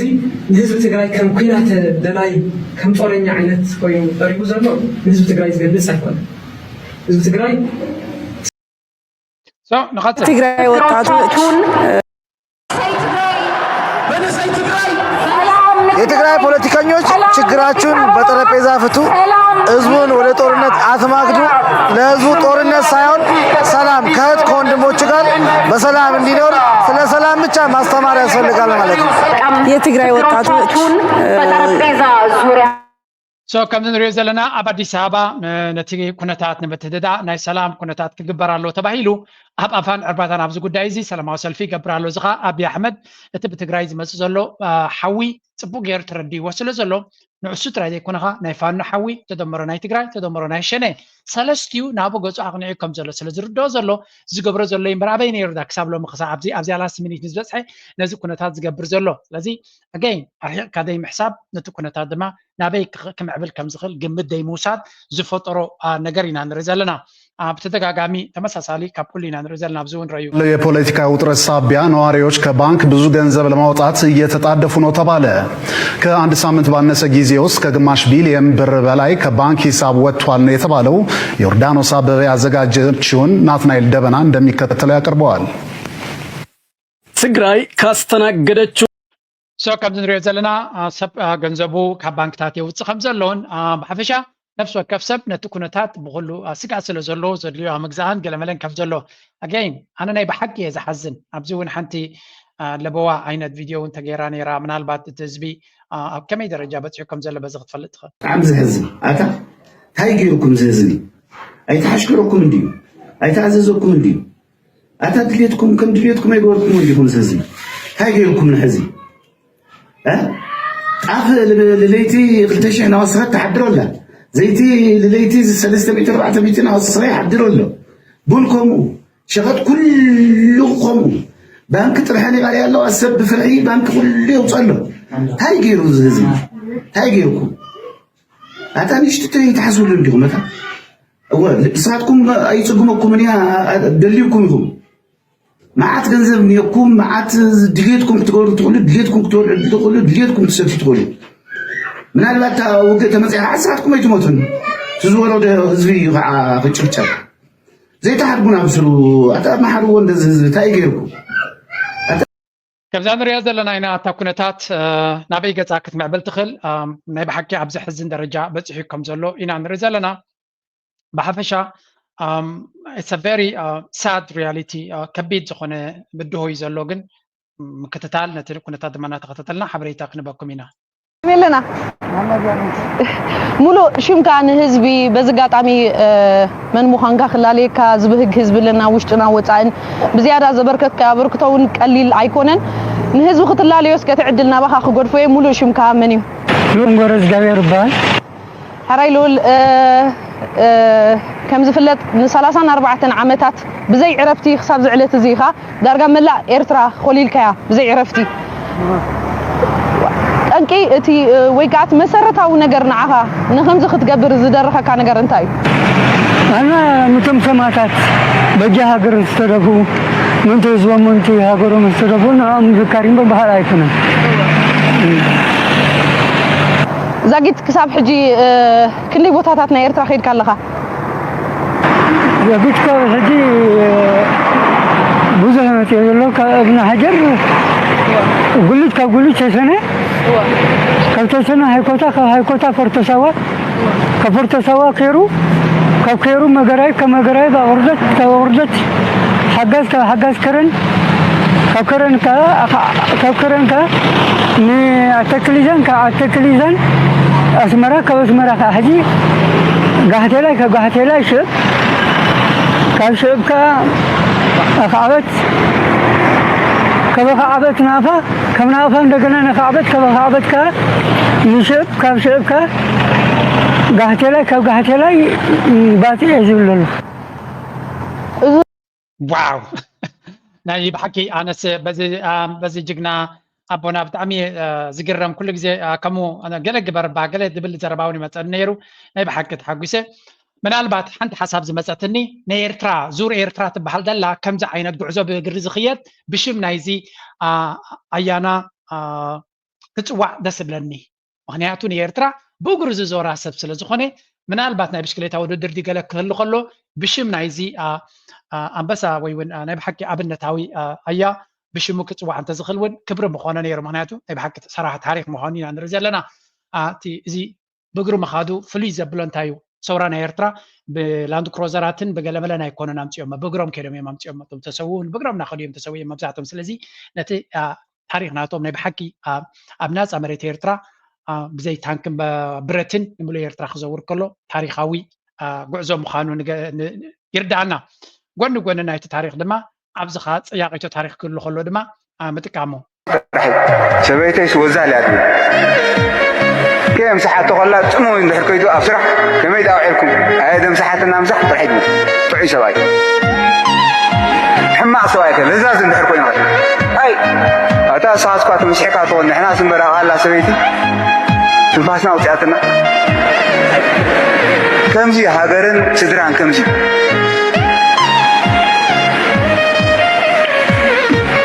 ذا فيديو كزوري ريا تدرفون وكابزو حيسمع كوانجنا بحفشة اتحادى نعدو زموجس كدرف كله اتخالد ما نعدو زنعاس اذا قلنا تقراي تعود بالكم يا تقبر نتقراي كون كله هو حد زقبرو تاريخ جقننتنا هو حد فليز بليك بلتنه امنا يرترخ مصقله تاريخنا شعبيه كدم سسالو وزبليو يبحكي